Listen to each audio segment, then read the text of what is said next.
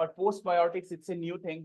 अब हम एंटर हुए में एक एरा के अंदर जिसको कहते हैं कि एंटीबायोटिक रेजिस्टेंट एरा है। आपके जो टाइफॉइड है, पिछले दिनों बहुत सर्च थी कि एमडीआर टाइफॉइड है, 2 मेडिसिन रह गई, एक एजिथ्रोमाइसिन और दूसरी मेरोपेनम। और वो भी अब इस तरह से यूज हुई जा रही है, जो एजिथ्रोमाइसिन भी है कि आप देखें कि मुझे लगता है कुछ अरसे में वो भी रेजिस्टेंस की तरफ चली जाएगी। So could the answer be now postbiotics? ये क्या है कि जब प्रोबायोटिक काम कर चुका होता है और वो रिलीज करता है जो अपने अंदर से चीजें, वो हैं Bactrian, organic acids, ethanol, diacetyl, hydrogen peroxide. They have a broader inhibitory properties toward pathogenic microorganisms. Can they be used as an alternative to antibiotics? Yes, we think कि ऐसा हो सकता है later on, जब इतना ज्यादा रेजिस्टेंस हो जाएगी तो this would be something जो हम कर सकते हैं। तो इसको पास हम कर देते हैं। मॉडर्न डेफिनेशन जो लेटेस्ट है वो ये है प्रोबायोटिक्स की, इट्स अ वायबल मोनो और mix culture of bacteria which when applied to man or animal affect the host beneficially by improving the properties of indigenous microflora। Historical background की बात करें कि ना इसकी जो हेल्थ बेनिफिट्स हैं, मतलब हम लोग सारे कहते हैं ना कि अभी एक नेचुरल कौन सा प्रोबायोटिक है जो हम सारे यूज करते हैं, पाकिस्तान में कंज्यूम करते हैं? दही। एग्जैक्टली दही है या लस्सी है या कोई भी फर्मेंटेड चीजें हैं, वो सारे के सारे प्रोबायोटिक कंसिडर होते हैं।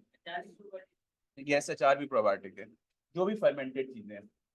So documentation of the health benefit of bacteria in the food date back to as early as the Persian version of ये जो Old Testament थी, I guess इसको तो रात कहेंगे, which states that Abraham owed his longevity to the consumption of खट्टा दूध।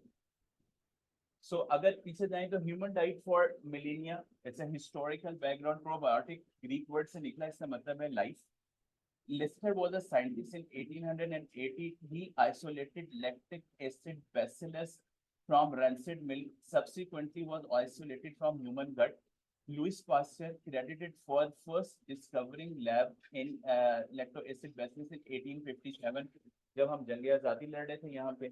Frenchman Tisser found bifidobacteria and showed their abundance in breastfeed in 1889, followed by bifidobacterium species in 1900. Historian Plinius Yening before Christ in 76 years before Christ recommended sour milk products for treatment of diarrhea।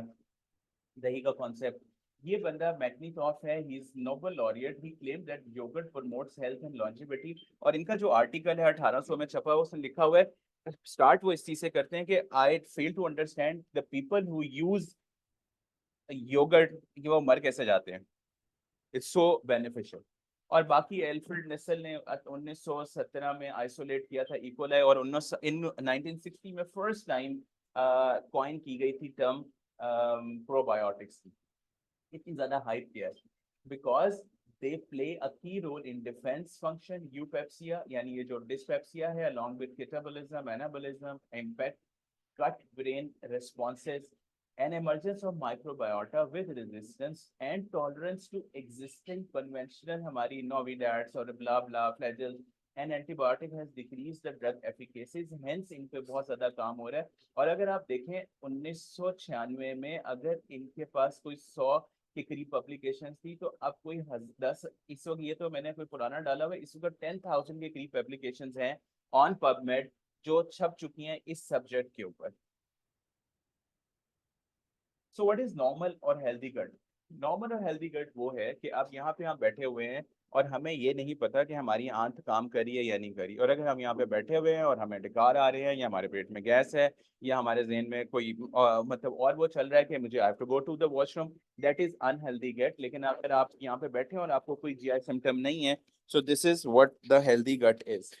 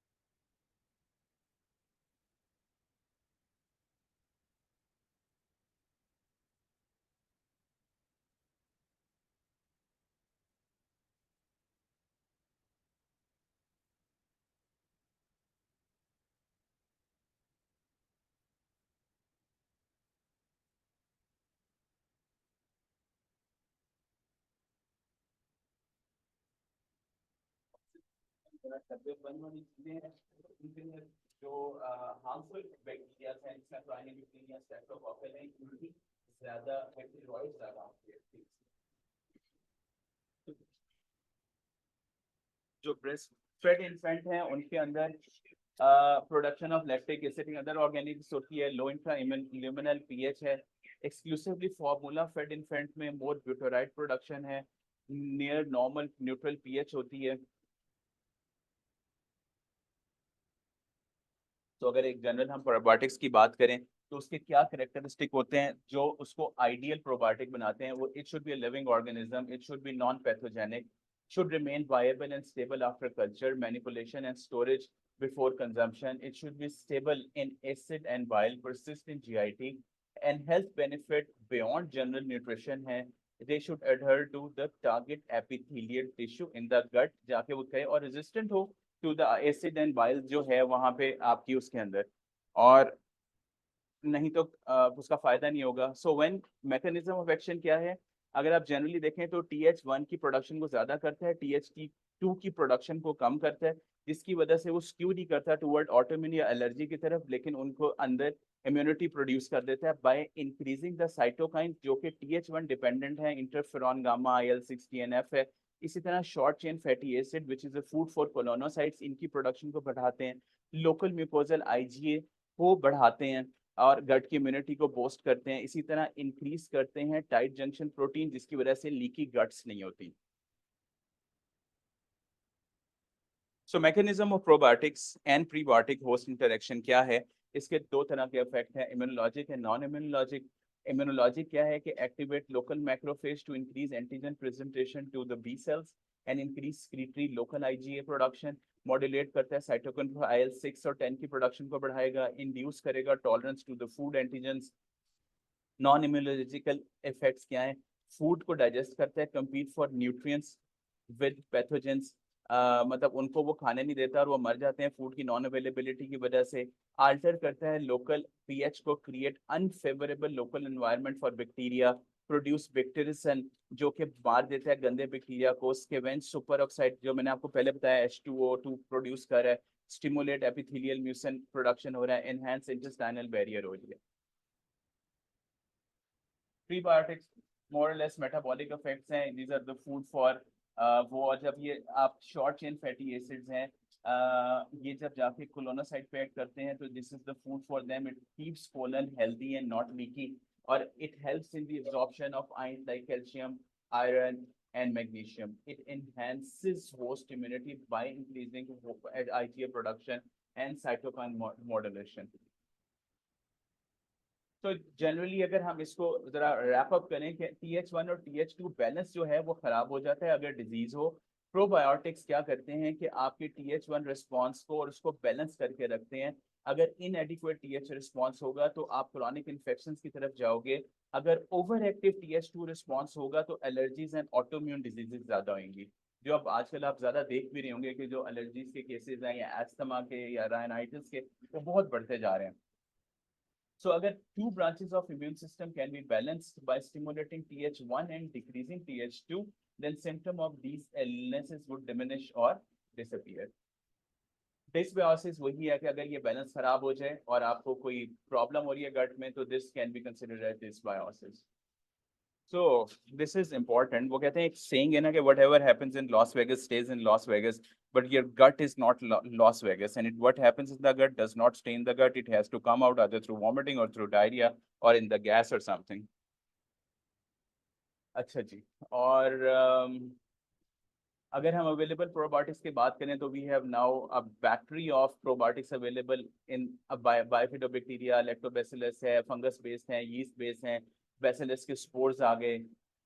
हम ज़्यादा बात करेंगे bacillus spores के क्योंकि ये अब in the वोक ज़्यादा हैं, इजी टू एडमिनिस्टर हैं, डिफरेंट हमारे पास अवेलेबल है, उसके अंदर स्ट्रेंथ्स के अंदर अवेलेबल हैं, and they are resistant to many antibiotic even when we give them with it, like chloramphenicol है, rifampicin है, neostrepto, tetra, erythro, इनके साथ भी दें, जिथ्रो के साथ भी दें, तो they are resistant, like you can use them with with antibiotics.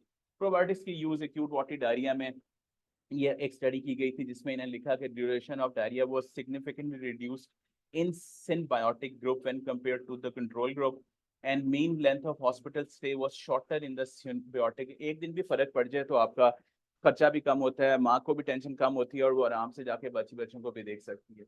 So ये जो अफेक्ट है ये स्ट्रेन स्पेसिफिक है in the treatment of acute diarrhoea, यानी हर चीज हर जगह नहीं दी जा सकती. एंटीबायोटिक इंड्यूस्ड डायरिया में 9 आउट ऑफ 10 पीडियाट्रिक ट्रायल्स में देखा गया था कि favoured different probiotics favoured probiotics के रिपोर्टेड इनमें कोई सीरियस साइड इफेक्ट नहीं था, and there was 60% reduction in the incidence and duration of antibiotic induced diarrhea compared with placebo. Infectious diarrhea के अंदर अगर हम इसकी वो करें कि there was 9 studies में significant in diarrhea duration D देखी गई थी, और जो ड्यूरेशन है वो तकरीबन 0.3 to 0.1 पॉइंट मतलब कम हो जाता है, तकरीबन 1 to 2 days उसका जो स्टे है इन द हॉस्पिटल.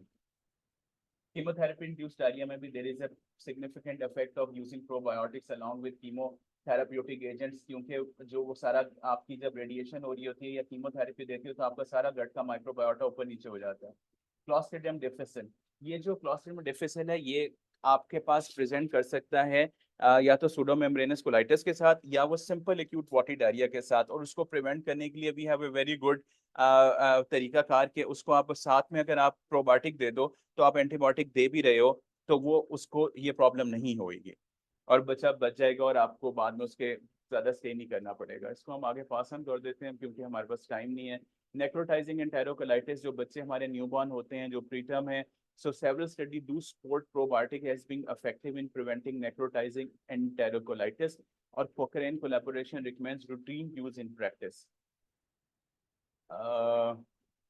IBD में जब हम पाउच बना देते हैं उसकी अल्सरेटिव कोलाइटिस के अंदर तो वहाँ के अंदर सबसे बड़ा प्रॉब्लम होता है कि उसमें पाउचाइटिस हो सकता है. So along with Flagyl and novidate we can only use probiotics and we can prevent and treat this pouchitis. उसमें 8 प्रोबायोटिक का मिक्सचर है, दुनिया में अवेलेबल है VCL3 के नाम से. हमारे पास नहीं है लेकिन जो हमारे पास अवेलेबल है हम उनको कॉम्बो करके देते हैं, we do see the response. IBS के अंदर लैक्टोबैसिलस रूटारे का बहुत अच्छा रोल है. कॉन्स्टिपेशन के अंदर लैक्टोबैसिलस रूमेनेसिस और लैक्टोबैसिलस रूटारे का रोल है. प्रोबायोटिक्स को कहाँ प्रेस्क्राइब करना चाहिए, इसके अंदर ये है कि Saccharomyces boulardii, GG, Clozzy for prevention of antibiotic induced diarrhoea में यूज कर सकते हैं, और Rutarian Clozzy for reduction of infection diarrhoea and duration के अंदर.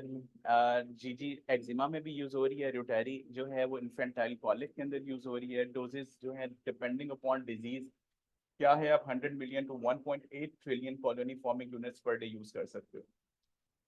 तो this is a high time for paradigm shift कि एंटीबायोटिक की जगह ये ट्राई करके देखें. कुछ डिजीजेस में, not in all, where it is not required antibiotic दें, yes we can use it. And thank you so much.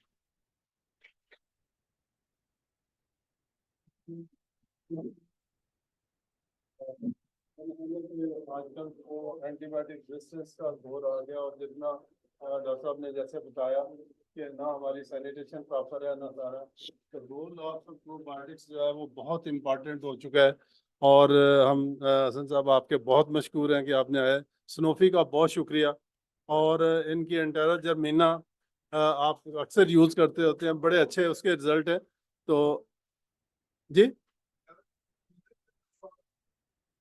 Short ठीक हो जाएंगे, वो तारें जुड़ गई. तो बहुत शुक्रिया सर आपका, थैंक यू सो मच.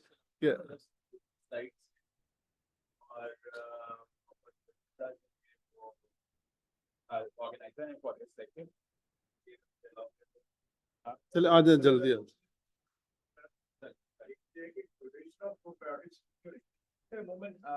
अमूमन हम 5 डेज के लिए यूज करते हैं, 5 डेज जनरली.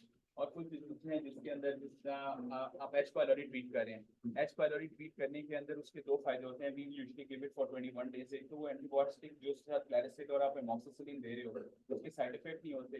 14 डेज में आप वो खत्म कर देते हो. अगले 7 डेज इसलिए दिया जाता है कि उसकी दोबारा से वो अटैचमेंट नहीं होने देता है एच पायलोरी की टू द गट, अगर वो दोबारा उसको साथ एक्सपोज. तो कुछ कंडीशन में इतना भी दे सकते हैं. कुछ ऐसी कंडीशन है जिस तरह IBDs है उनमें sometimes we give it for a longer period of time 2 to 3 days के लिए. या स्मॉल इंटेस्टाइनल बैक्टीरियल अगर ग्रोथ है तो आप 4 to 6 वीक्स की दे सकते हो. लेकिन usually the generally two probiotics ऐसे हैं, एक तो पहले जो आपका Saccharomyces boulardii था, now जो Bacillus clozi है ये भी, yes you can give it along with antibiotics, और कोई इसमें ड्यूरेशन का भी नहीं है कि आप 3 घंटे पहले तो या ना तो पहले ये थी सारी चीजें, नाउ दे हैव सीन कि they are resistant to the antibiotics, और एंटीबायोटिक इंड्यूस्ड डायरिया की जो इंसिडेंस है उसको ये कम कर सकता है, so yes you can give it with antibiotic. Nadeem साहब एक्चुअली टाइम थोड़ा है, तो हम ना आपको नंबर दे देंगे डॉक्टर साहब का सबको, तो जितने भी क्वेश्चन होंगे इंशाल्लाह वो आपको जी मुर्तजा साहब। Sir thank you so much. मैं जस्ट सनोफी की तरफ से पीएफपी एकेडमी का शुक्रिया अदा करना चाहूँगा कि आप लोगों ने हमें टाइम दिया।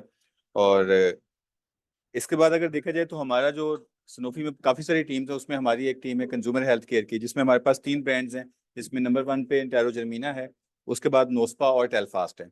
आज जैसे कि बात हो रही थी एंटेरोजर्मिना की, तो वाई एंटेरोजर्मिना या why original research products definitely, क्योंकि वो क्वालिटी एश्योरेंस दे रहे होते हैं और आपको सबसे पहले क्वालिटी ही पेशेंट में चाहिए होती है, उसके बाद एविडेंस बेस्ड डेटा होता है। ग्लोबल प्रोडक्ट्स होने की वजह से जितनी भी रिसर्च डेटा दिखाया जा रहा होता है वो ओरिजिनल रिसर्च मॉलिक्यूल का, और जितना भी ड्रोटावेरिन का डेटा हो, नोस्पा का हो, चाहे एंटेरोजर्मिना का हो, टेल्फास का हो, ओरिजिनल फेक्सोफेनाडिन, ओरिजिनल बैसिलस क्लोजाई और ओरिजिनल ड्रोटावेरिन पे कंडक्ट हुआ होता है।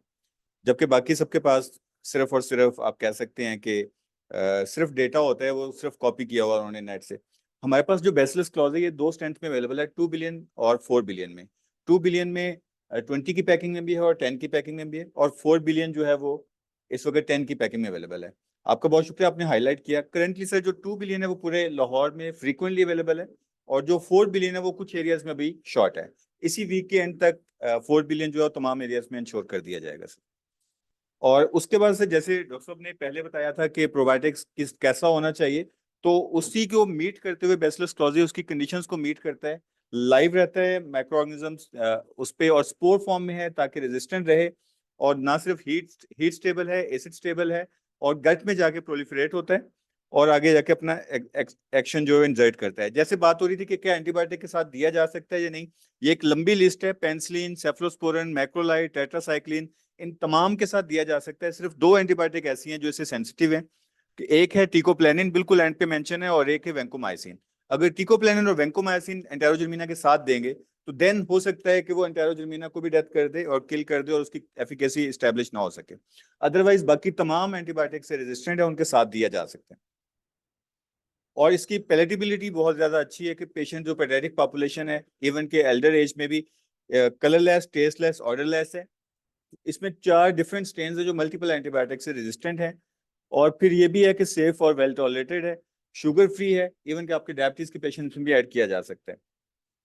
और 2 फॉर्मुलेशन में, अगर हम इसकी प्रेजेंटेशन की बात करते हैं कि किस में कौन सा देना चाहिए, तो बच्चों में डे 1 से दिया जा सकता है, 1 to 2 mini bottle per day दिया जा सकता है। अगर आप बीडी डोज में देना चाहते हैं तो उसकी बजाय बेहतर है कि 4B ओडी डोज में दे दिया जाए, that is much more beneficial. Thank you so much.